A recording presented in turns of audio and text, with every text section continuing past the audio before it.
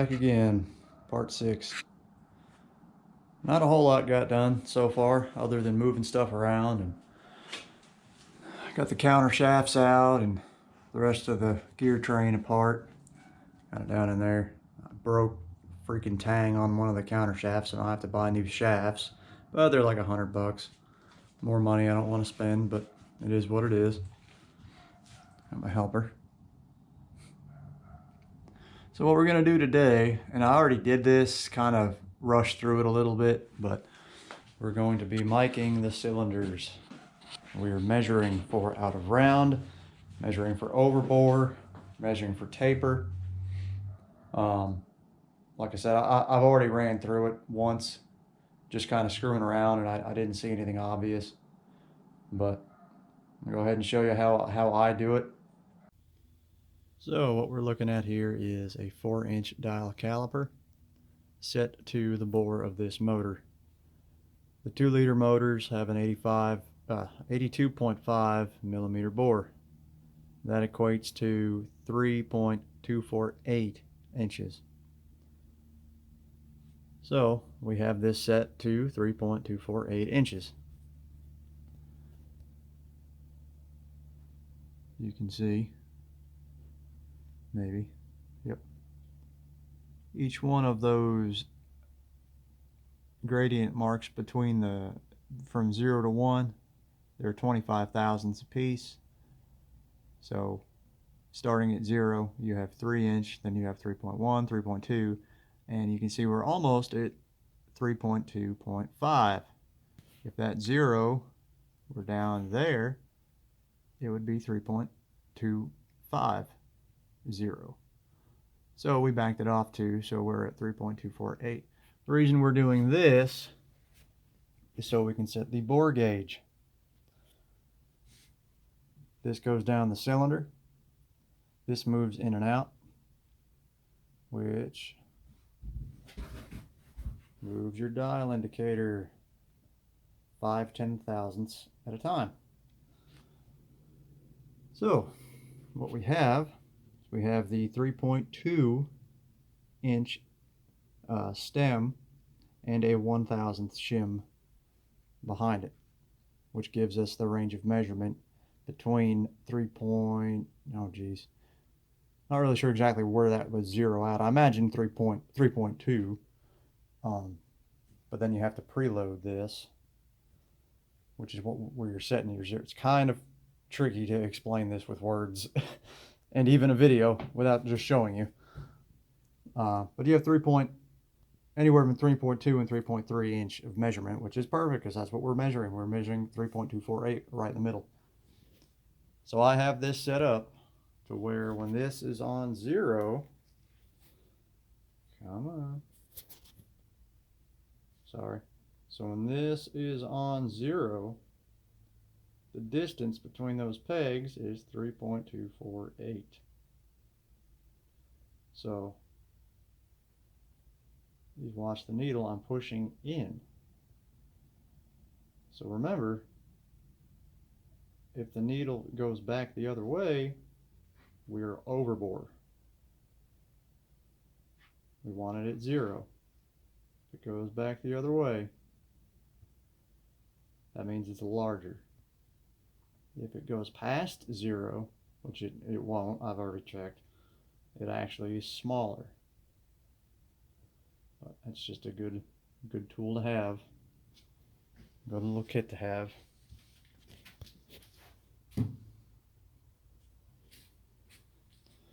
So, and basically to set this, you put this, you put the dial indicator down this coupling about just a little bit till maybe it moves 1/1000th or so, or really as far as you want to. It doesn't necessarily matter if you know your range.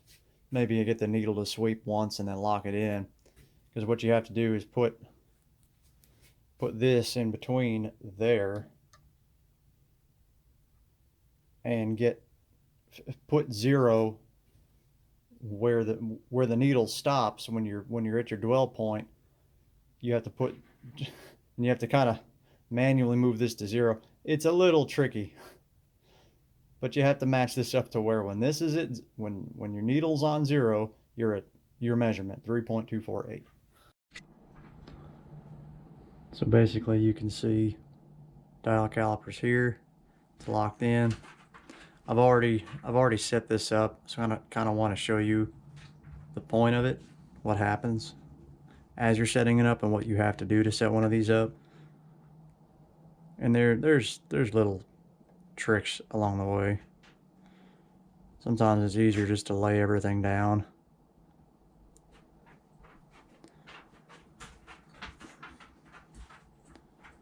So basically, if you're watching the needle, in fact, hold on, let me move. Oops, move that out of the way. Dang it. Alright, so basically, if you're, I mean, there, I got it. If you've been watching the needle, you can see straight off, you know, it's moving around like crazy, but basically you want to get to a point where you can find the dwell. Oh, this is all over the place. Let's see what it's doing there. It's walking. This is ridiculous. This is really hard to show. But you get the point. You have to find the happy median. Oh, I mean, it'll make a lot more sense when we are miking the cylinders. You'll get an idea. I mean, you'll understand at that point what we're measuring and what we're looking at. Gotta get you a new blanket, bud. You comfy? So what we're gonna do, we're gonna start on number 1. We're gonna go north and south. Well, actually, if this motor wasn't longitudinal, well, it is a longitudinal, but it's transversely mounted in the car, etc., etc. But as we're looking at the motor, we're gonna go north and south. So I put these little markings. This is just electrical tape, 24, 30 seconds. It's really just to have consistency, just to feel these little notches. You want to use like a metal ruler or really anything as straight as possible. I mean, like I said, we're not doing machine work here. We're just using it as a reference point for measuring. And usually I like to write this stuff down as I go. But I'll do this again off camera. I'm just trying to show you the condition of the block, and then I'll bring up the sheets of what the final measurements wound up being. But the motor's okay. I'll tell you that first and foremost. Hate to spoil the surprise, but trying to see. Yeah, just really keep an eye on that dial. But we're going to start on this first little notch on the ruler. Then we're going to move up to this one. Then we're going to do this one, etc., etc. I believe there's eight total if we decide to go off the bottom of this plastic handle. And at that point, we're really at the bottom of the cylinder. I don't actually know the stroke of this thing yet. I haven't looked that up. I did find the whole manual on this online. I was able to get it. It's a 400-page service manual on the entire breakdown of the engine, disassembly and reassembly, every torque spec. So that's really great to have. Sometimes you do come across that stuff. It's not always that easy to get. It's not always that readily available. But so anyway, I'm gonna, as I said, just keep an eye on that needle.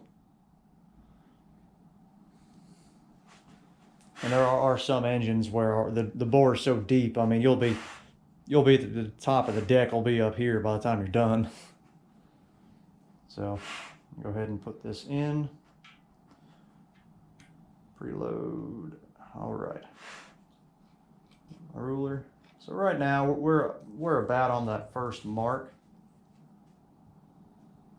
So I'm going to hold some pressure on the ruler, and what I'm going to do is just lightly rock this back and forth.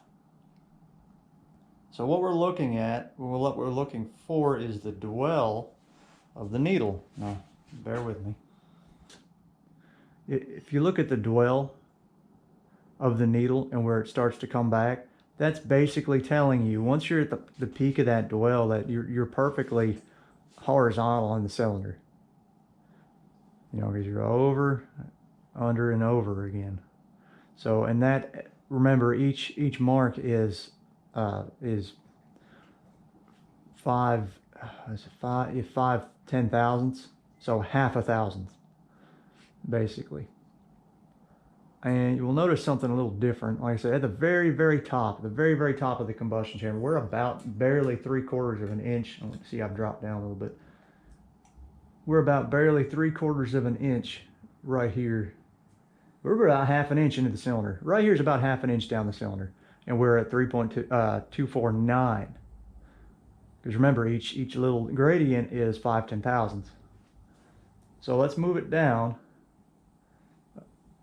exactly 24/32, which means nothing. That just happens to be the thickness of electrical tape, or the width rather, to our next mark. And let me straighten this up a little in the cylinder. And let's search for our dwell. See, we're actually tightening up a little bit. Now we're about 1.5 inches into the cylinder, and I keep dropping this past it. As you can see, we just went up to the 3, 2, 4, 8, and 5 10,000ths mark, roughly. So let's go down to the next one. And as you can see, I keep turning.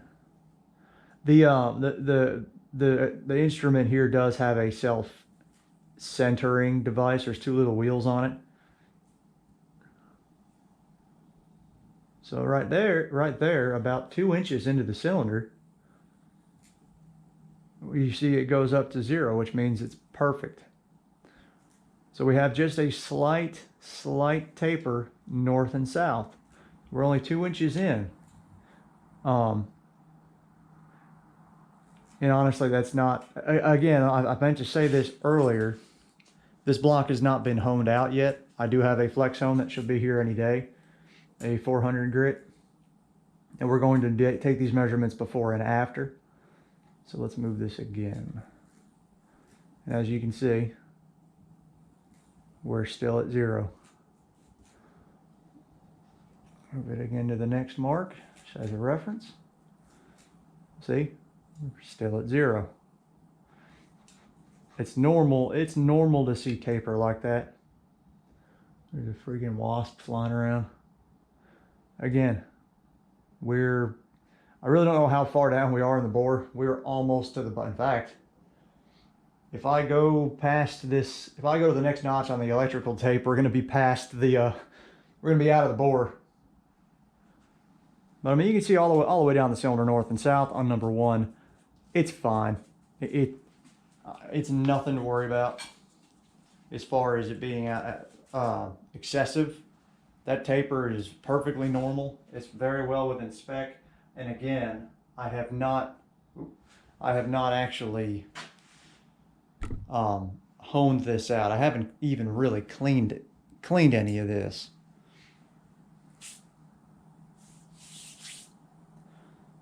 So what we'll do now is we will check.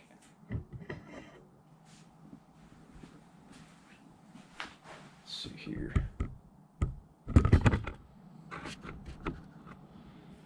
So what we'll do now is we'll check east and west on number 1.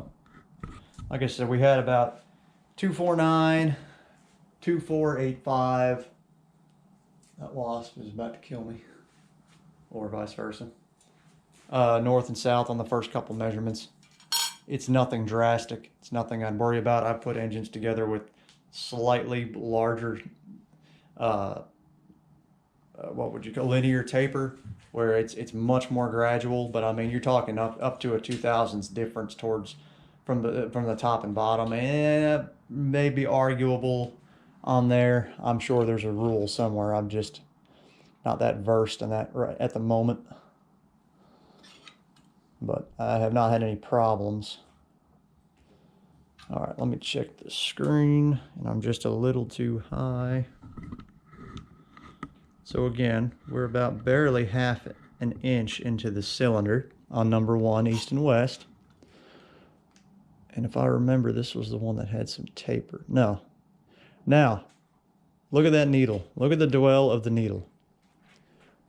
You know, at first you think, oh, Dan did something wrong at first. Do you remember what the dial indicator was when we were north and south? When we were on this exact same position, just 180 degrees off, we were 1,000th over. So what does that tell you right off the bat? Well, the cylinder at first glance is out of round because we have a perfect bore. That's why you take these measurements in different locations on the cylinder, sometimes up to 6, 8 different times. You know, if you had a nice little jig set up where you could raise and lower this thing with a little crank or something. You know, they make all sorts of neat measuring tools. But a measurement's a measurement. You can attain it, you know, one way or another. So let's go down a little bit. Let's go down to our first tape mark and watch our dwell. We're about 5/10 thousandths off. We're half a thousandth off.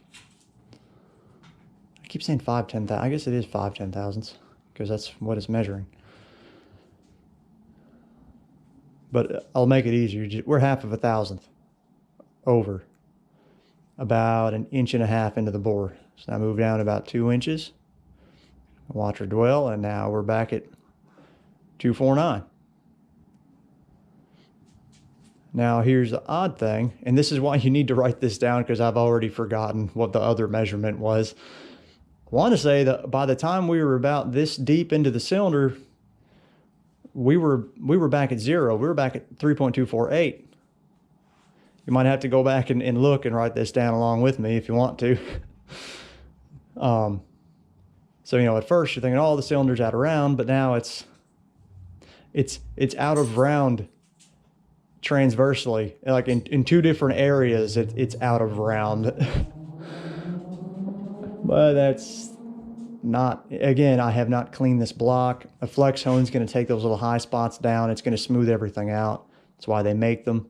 You know, like I said, now we're at 249. And I believe this one's 249 the rest of the way down. Yeah, 249. And yeah, 249. So again, the cylinder's definitely out of round in a weird way, but it's once we hone it, like I said, these cylinders 2, 3, and 4. I believe number 2 has a slightly more gradual taper, but again, the taper's not more. No measurement in these bores are more than 1,000th off or 1,000th over factory. So as far as engine building and reuse guidelines, it's absolutely fine. The only odd cylinder, number 1. And again, I haven't flex honed it. So and once we hone it, I'm going to take another video and we're going to get more measurements. And like I said, I'm going to have a picture up in this video of these measurements. We're going to do a very similar thing to the main bearings and the rod bearings. That's going to get a little more tricky to explain, but you'll see what's going on, and hopefully you'll learn along the way as I did. This is all just very interesting stuff to me as I'm tripping over the dog. But this is the stuff I love doing. I love engine forensics, you know. Of course, I always wind up with junk, but this one's not so bad. Could be worse. Could be worse. Go ahead and turn her over. Oh, that was almost stupid. And it doesn't matter. There she is. We've already seen this a bunch of times. I've got to get the piston cooler jets out of there before I flex hone it, and I still got to clean. But you know, again, you want to measure and everything first. There's no point in cleaning the motor if it's no good.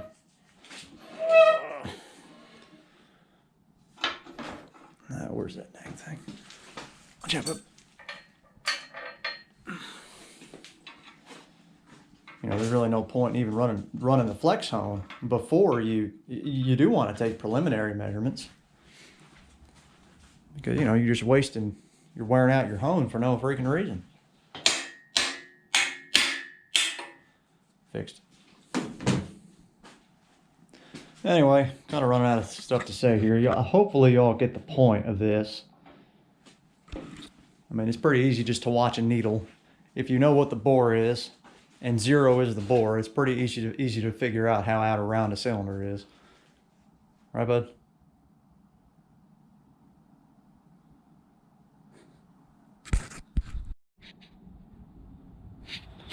I do have one of the pistons cleaned up.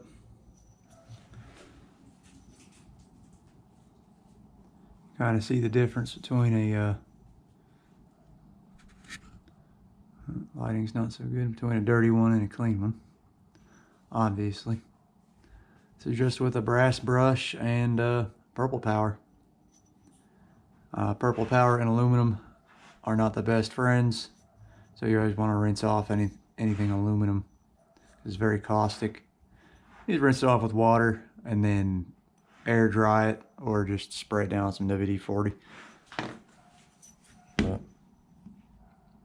not the best quality video. I'm just kind of bebopping around. What are you doing? It's exploring. But like I said in the last video, we were going to, that was number 2. Got 1, 2, 3, 4. Got 3 down here toward part. I still have to clean out the ring lands and everything. Haven't got to that point yet. I am about to make a multitude of large purchases. You know, crankshaft. We'll be replacing number 4, connecting rod and piston assembly. As a whole, they're like $50 on eBay as just takeouts. So you really can't argue there. The same thing. I'll take that apart, clean it up. I did finally get this going. It's 10 gallons of purple power and 5 gallons of just tap water. So, and that brought it right up to where it needed to be. So, I used it on that piston. I didn't really go crazy with it, you know, but it's ready to go for when I start cleaning. Got all my little brushes and stuff hung up. I also got this thing finished. It's kind of hard to see, don't mind that. Installed a new light. Silicone the hell out of the interior, replaced the nozzle, hoses and everything, clean it up real good. I've not used it yet. Obviously I have to put the window back in, but I do have a very elaborate vac system with a Venturi, and I have a bucket head vac. I built a little frame on it with wheels so you can move the thing around. That thing actually works very good. Like I said, I have not used this yet with the new setup, but it works very good. I think it makes a ton of suction. So I said once I get the window back in, and at some point here shortly, I'll be using it.